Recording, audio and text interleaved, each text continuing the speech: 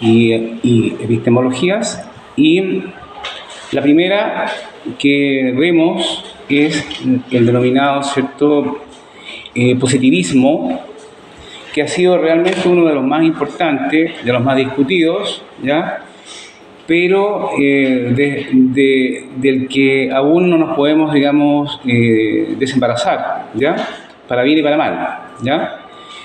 El positivismo está a la base, o es la base, de esto que conocemos como enfoque cuantitativo de investigación, ¿ya?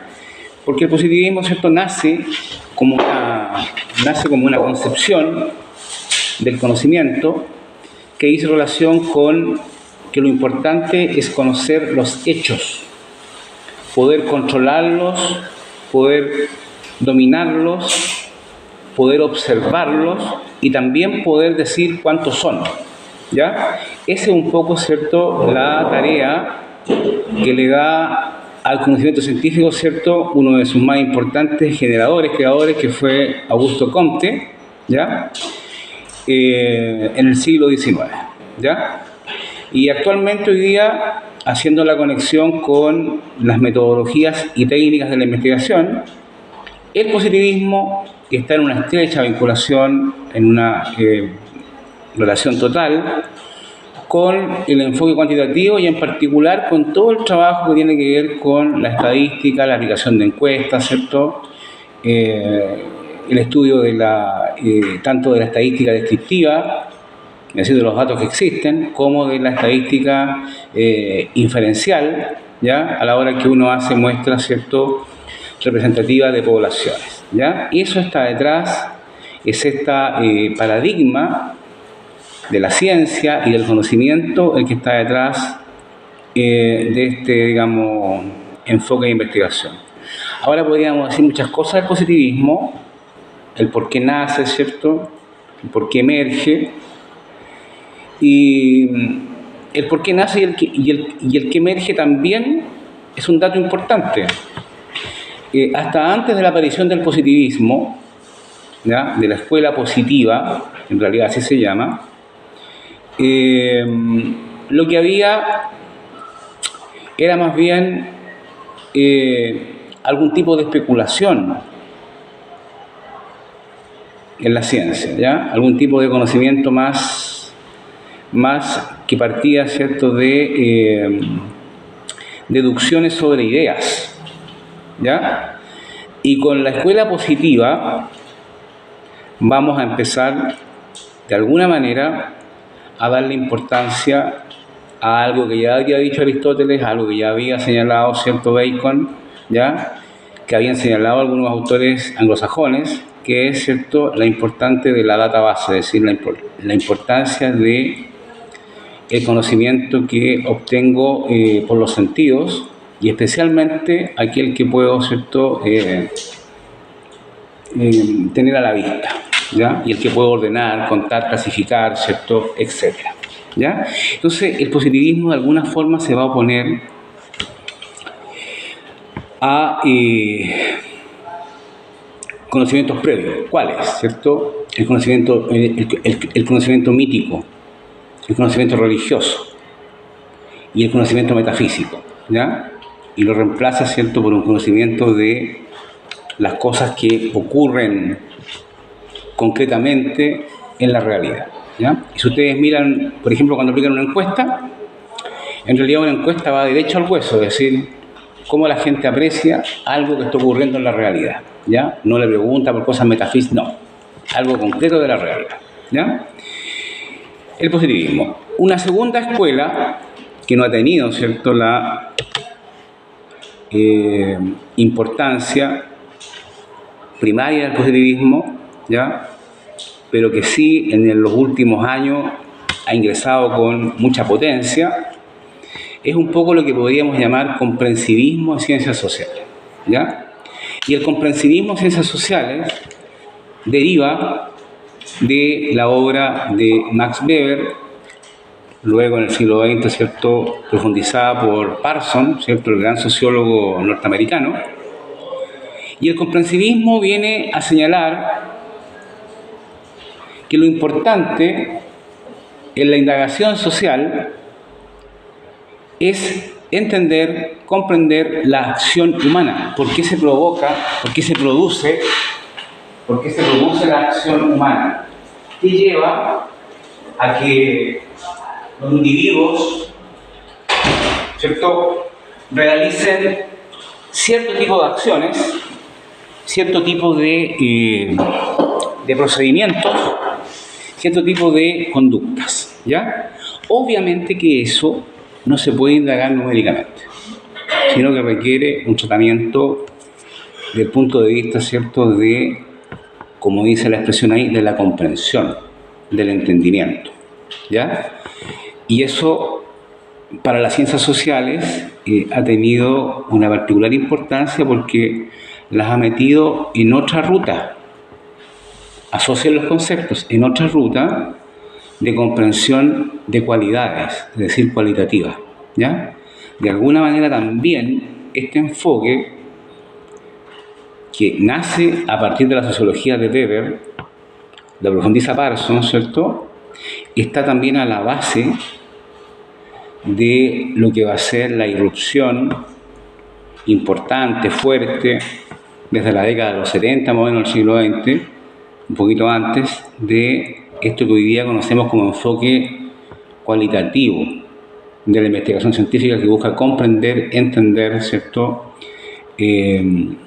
los comportamientos humanos, teniendo a la vista, ¿cierto?, los contextos, los marcos societales, ambientales, en los cuales esos comportamientos se desarrollan, ¿ya?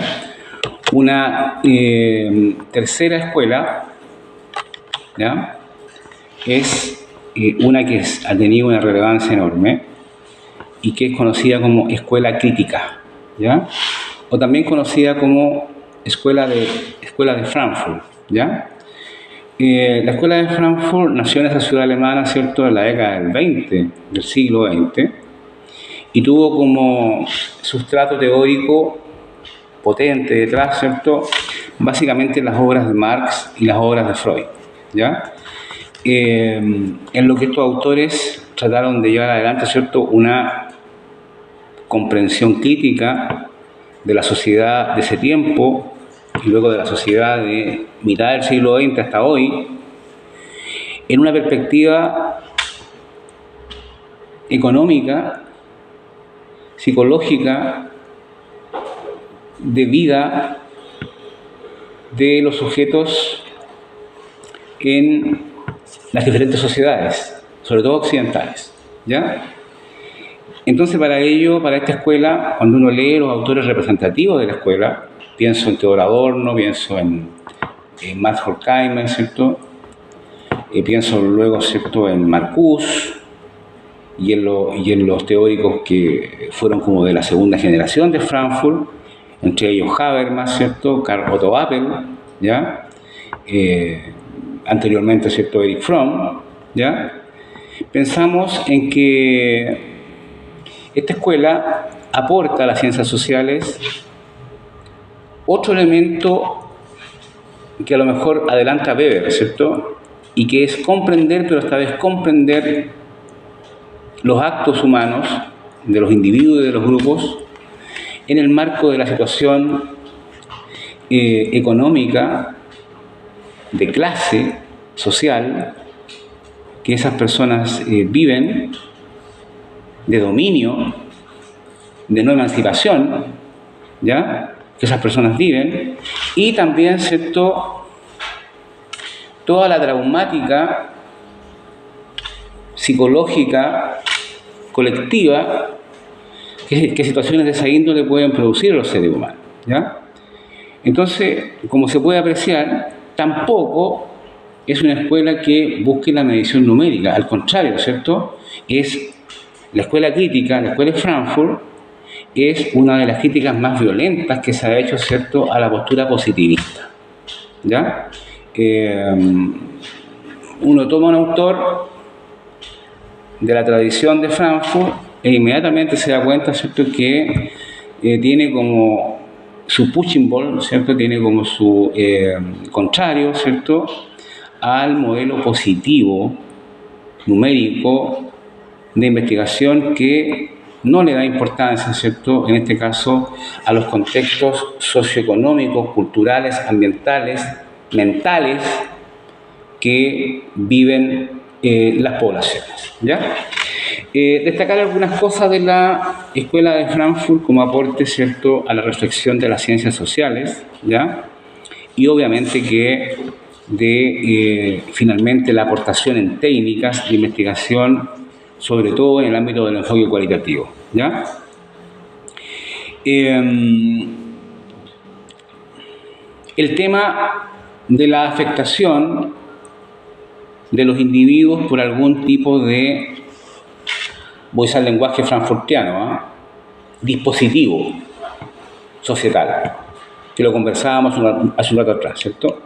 Hablábamos del marketing, ¿ya? Ahora, ¿cierto?, ellos generan el concepto de industria cultural. El cine,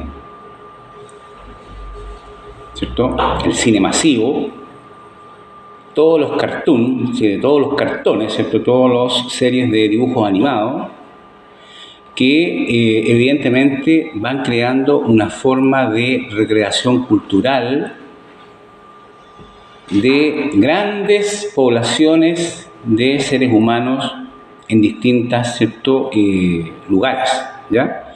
Ahora, el ejemplo clásico de crítica de ellos fue el cine hollywoodense, ¿ya? Y toda la creación del cine hollywoodense, ¿cierto?, de un cierto tipo de ser humano, con ciertos valores, con ciertos principios, bastante simétricos un poco a lo que fue el denominado American Way of Life, ¿cierto?, el estilo de vida americano, que se puede apreciar en películas, ¿cierto?, y en series tan famosas como Tarzán, Superman, ¿cierto?, Batman, Capitán América, qué sé yo, etcétera. Hay toda una, junto con la entretención, hay toda una propaganda de un tipo de sociedad, un tipo de cultura, ¿cierto?, que es como la cultura, ¿ya?, que debiera ser la mejor, ¿ya? Y eso, digamos, que entra a través de la diversión, a través del cine, a través de la televisión, ¿cierto?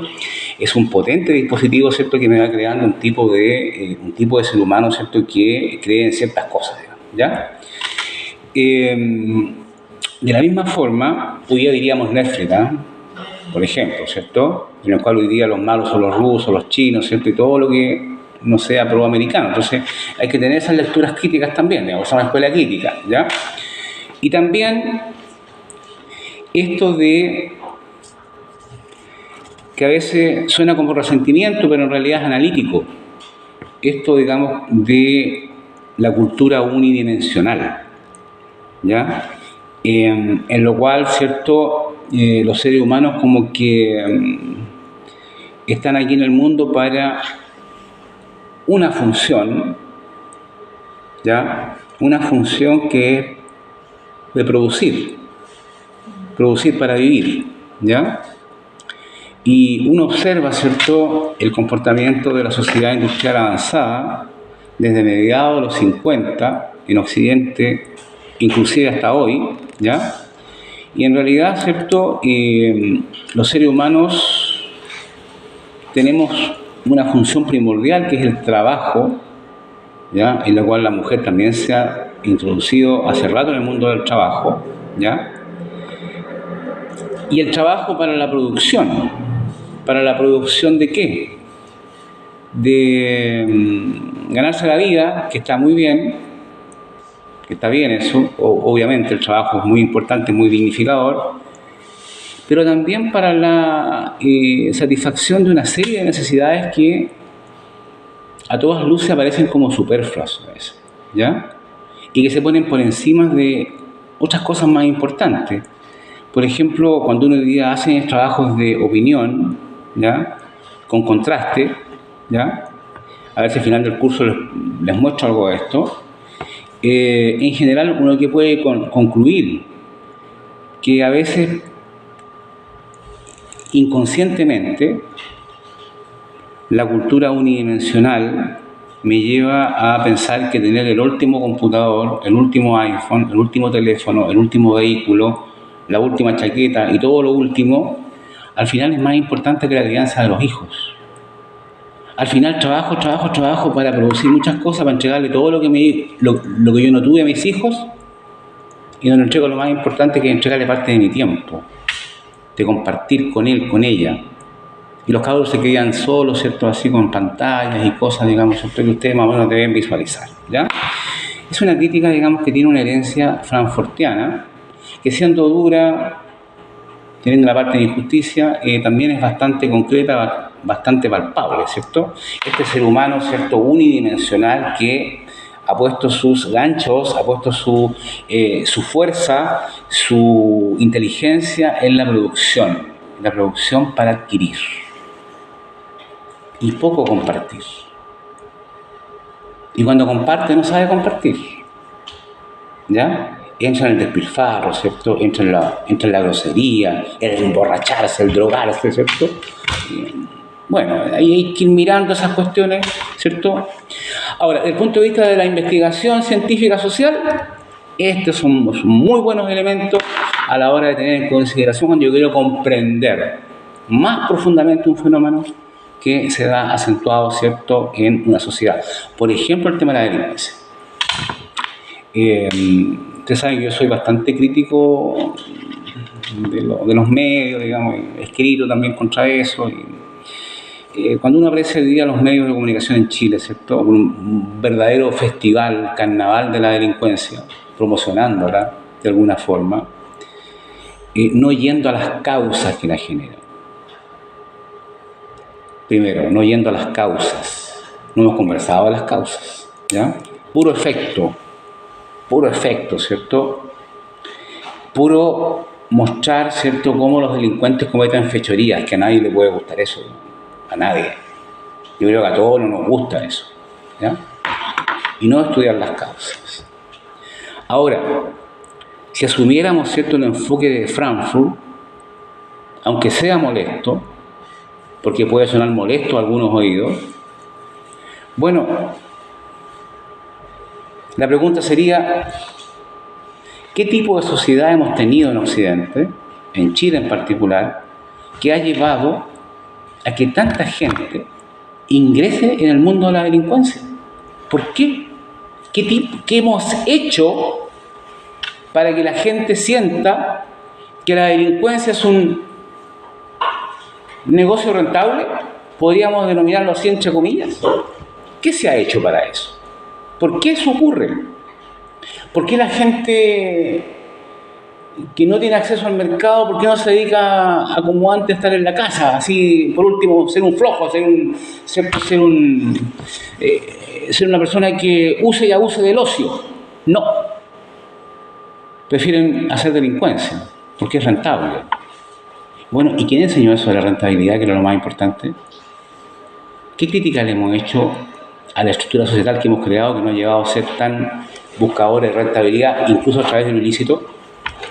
Entonces, cuando adoptamos perspectivas como la escuela en Frankfurt, ¿ya?, hay que conocerla, ¿cierto?, tiene crítica, obvio, ¿cierto?, como todo, podemos, ¿cierto?, tener elementos heurísticos para comprender un fenómeno más allá de lo que simplemente observamos.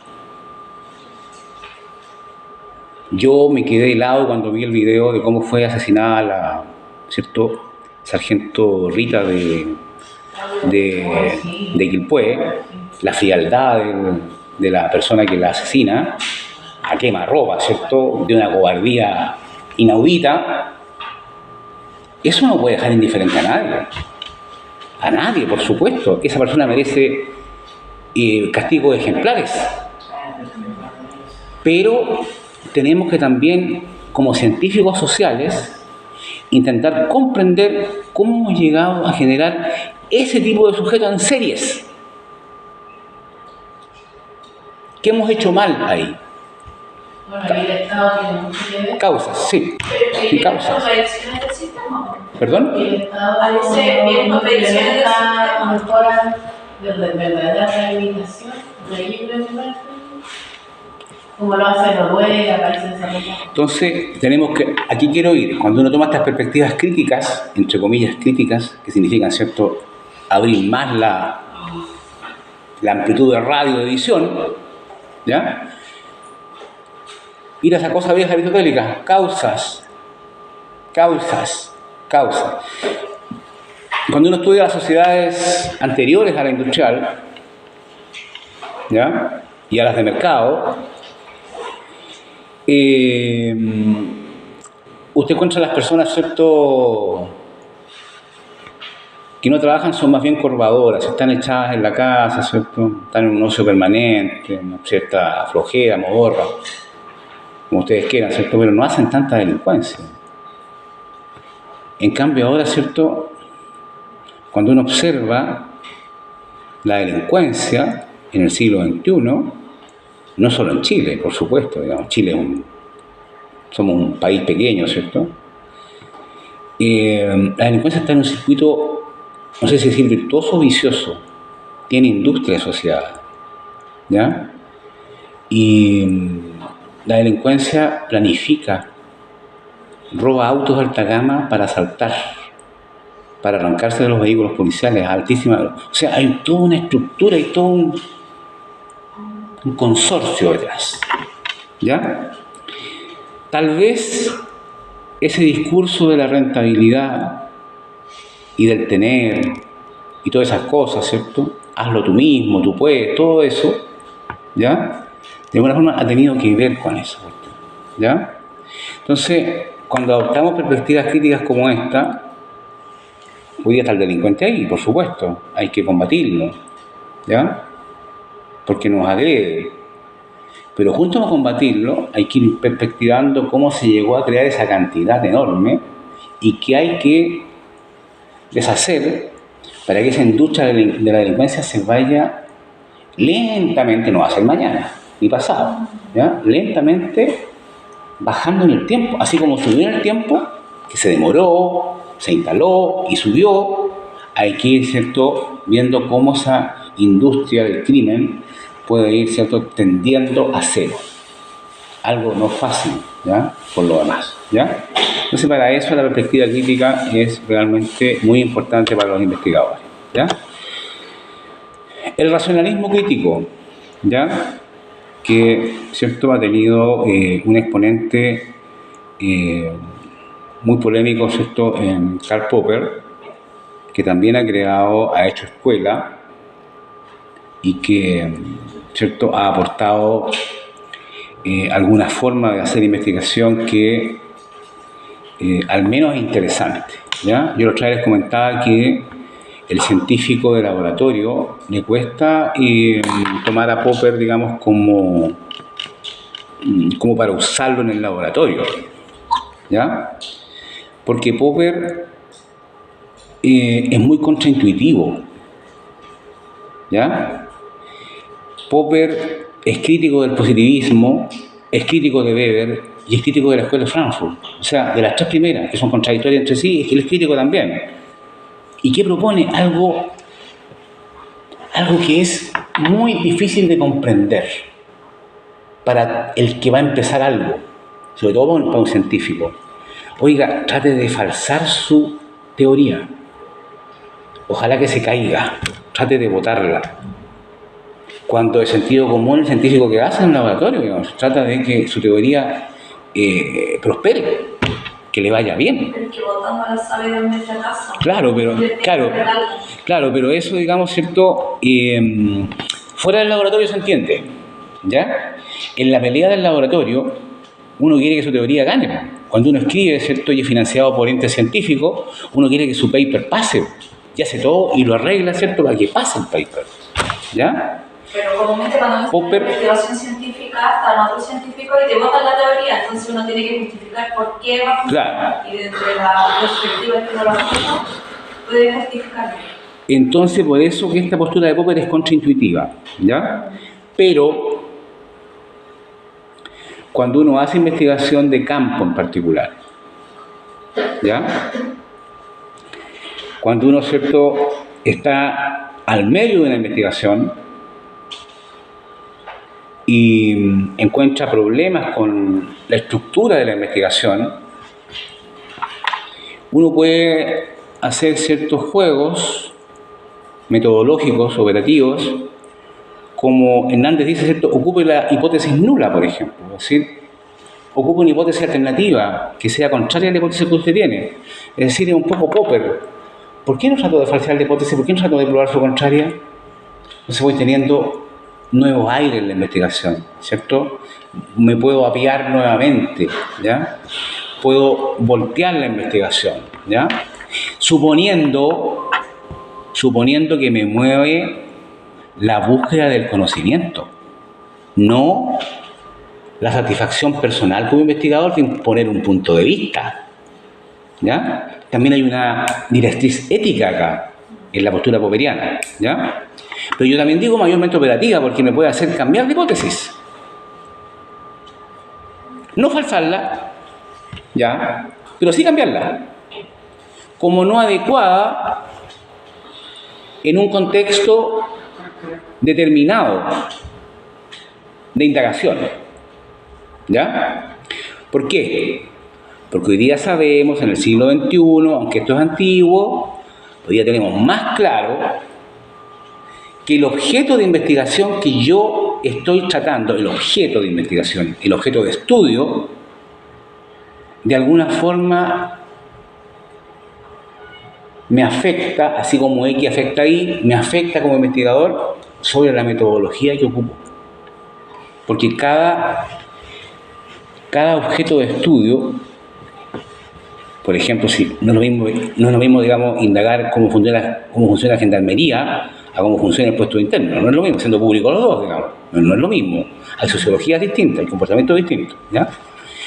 Entonces, me permite entonces, digamos, que yo me acomode, ¿ya? Porque realmente el objeto de estudio me interfiere con la metodología, ¿ya? Y yo no puedo llevar la metodología a ciegas, así, ¿ah? A muerte, ¿ya? Imposible, ¿ya? Es muy rica la teoría de Popper en esto, ¿ya? Es muy amplia. Solamente cerrarla con lo siguiente. Un despunte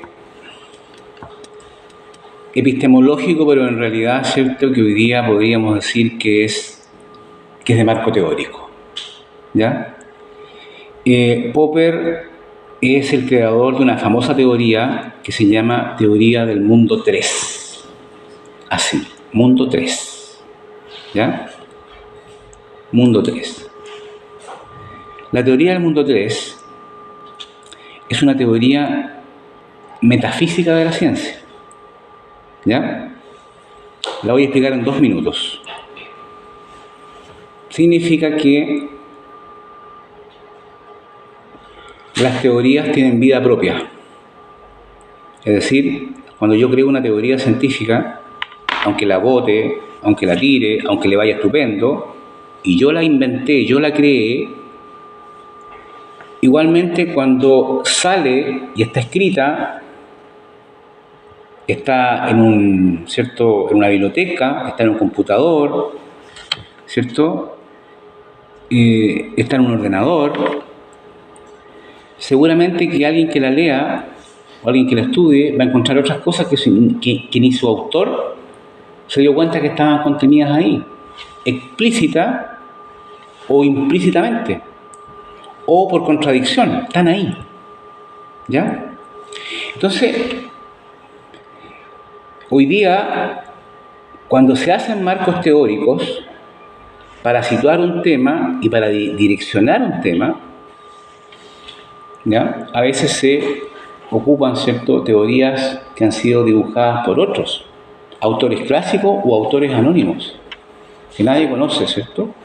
Y uno la ocupa y saca una parte de ese escrito que a uno le sirve y lo pone ahí porque uno le encuentra un valor para lo que uno quiere investigar, ¿ya?